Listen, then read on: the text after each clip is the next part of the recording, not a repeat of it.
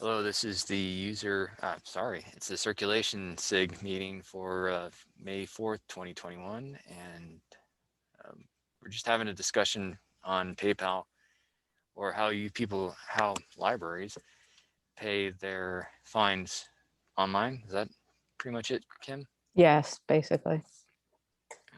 At peace. Oh, sorry. No, I just said we have some libraries that are very interested in pursuing online payments.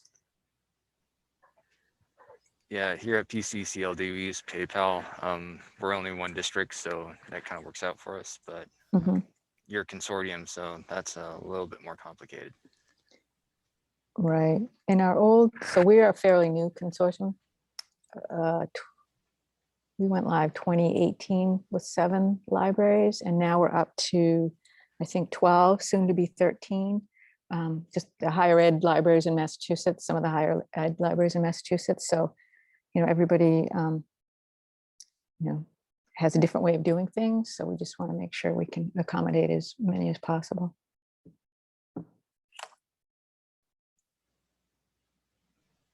Ted, is your school interested in it?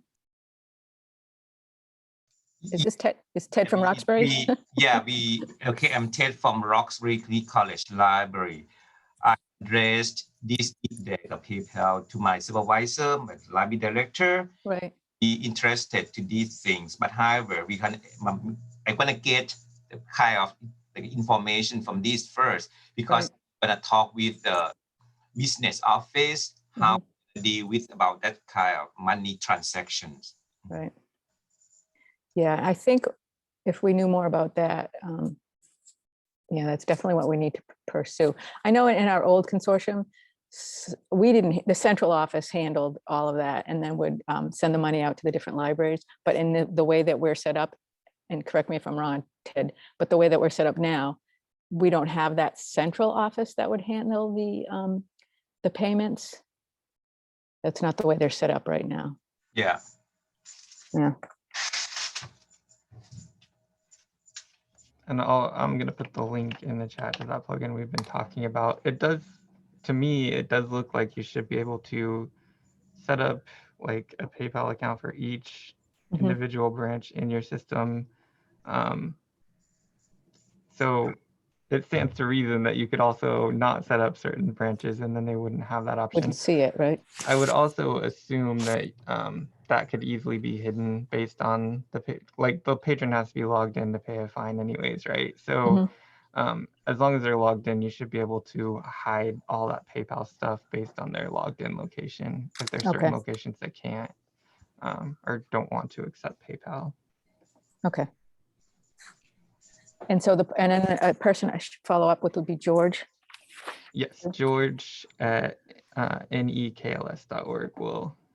He's the one that they sponsored this development, so he should have more information on that. And I'm sure that he's got situations like that. I'm sure that he's got libraries that aren't set up for PayPal, as well as some that are. So, are there any academic libraries in those? They don't. Nichols just has publics and school libraries. We have one academic, but like I said, we're not using PayPal at this point.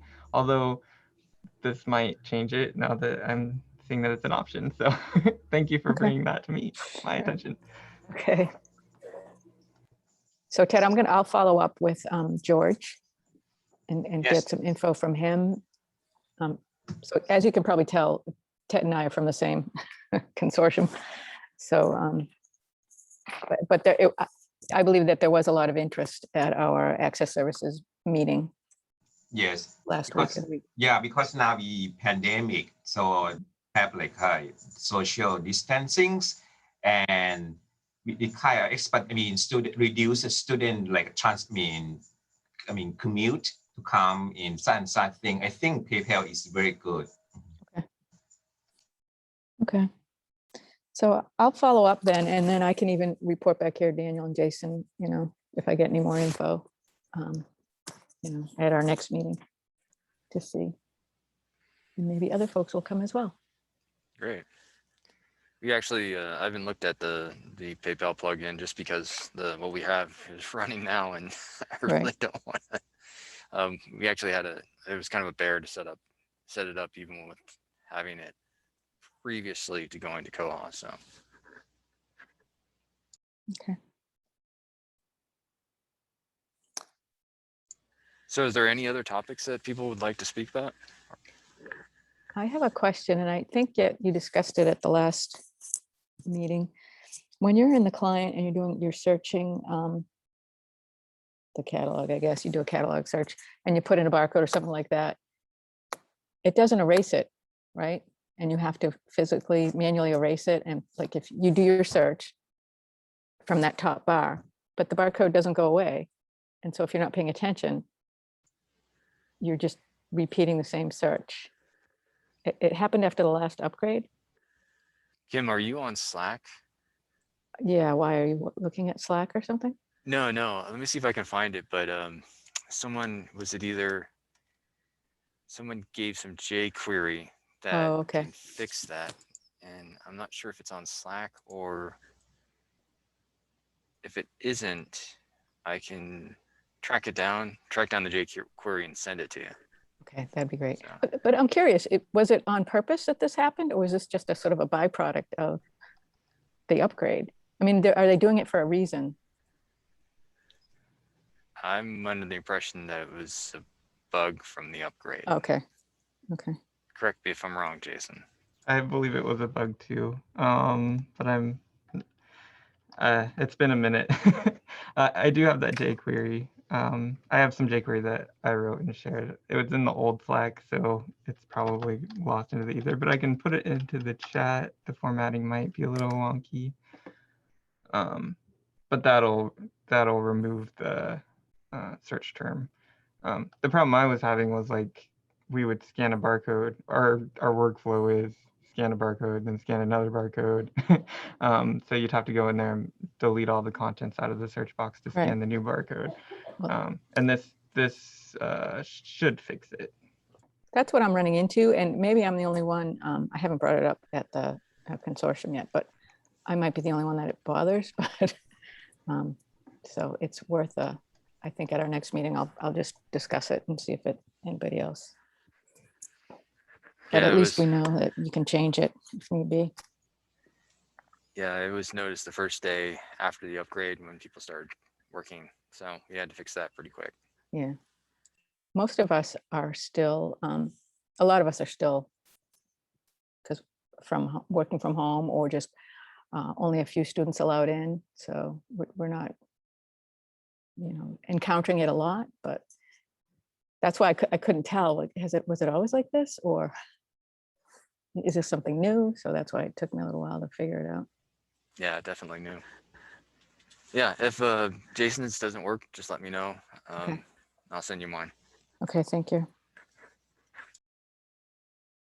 Appreciate it. I do feel like there's a bug, but I haven't been able to track it down yet.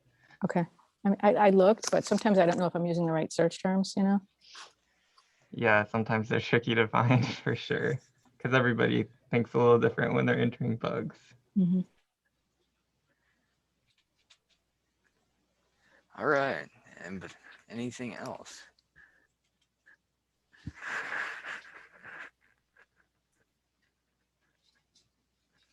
I don't think I have anything.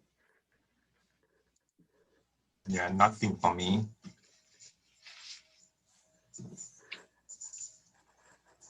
I'm kicking myself. I had this one question I was going to ask you all, and I did not write it down, and now it's stuck on the tip of my tongue, and I can't remember what it is. It's driving me nuts.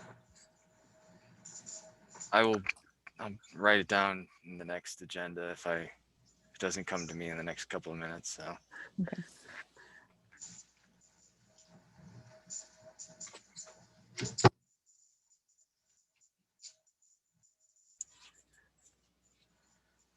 So you're Kim and Ted, you guys are pretty new on Koha, right?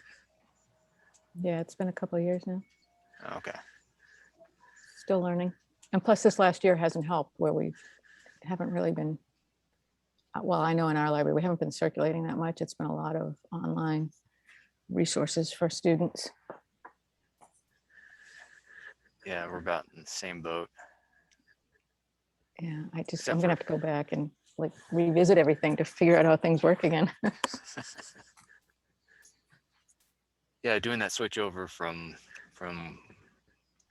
not open to curbside to partially open on our side was a bit tricky. It was kind of a bit like whack-a-mole where you write everything down, but then you might miss something. So Speaking of curbside, are you using the Koha curbside appointment, or we're not? But I was just curious as to if you are and what your experience has been.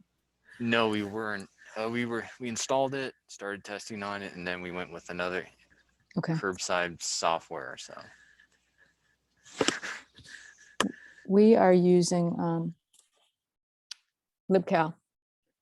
And I think one of our initial, because we're doing, appointments, reference appointments, or we were in the fall anyway. And then we're also doing the LibCal for our curbside pickup. But I was just curious, is it something, could we switch to the Koha? One thing that we were concerned about is so the students aren't allowed in right now to do any printing. So we're doing printing for them. So we make appointments for them to pick it up. And I think that there's a workaround that somebody has figured out that we could still use, even though we're not checking out a book to the person, we could still use the Koha module to, set up this pickup for a printout, but I haven't investigated that. Ted, that's what Eliana said she could do, right? Somehow? Yes. Okay. Yes. Okay, so there is some sort of a workaround if need be. we went with what's called it's called Communico, and it's not only does it do curbside, it also does like programming. Does a Oh, lot of other things, but it's mostly handled by our community relations or advertising department. So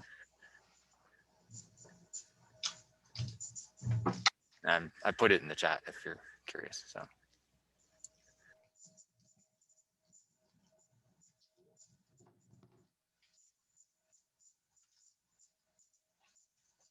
so Jason, is that the bug for the, Yeah, that's the bug. It looks like they're trying to make it so it's optional. So I would guess that it probably was an intentional change that people didn't like. So okay, now they're trying to go back and make it optional, which would probably be the best, cleanest. But it's currently failed QA, so there's no ETA on a no, it's back from, solution there. okay, It does look like it's had activity just as recent as a couple of days ago. So Okay. people are actively working on it. okay, thank you. Mhm.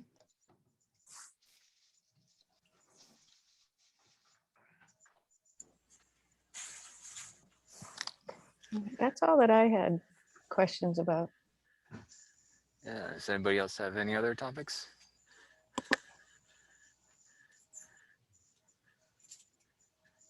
I feel like a bad party host here. I don't have anything to talk about.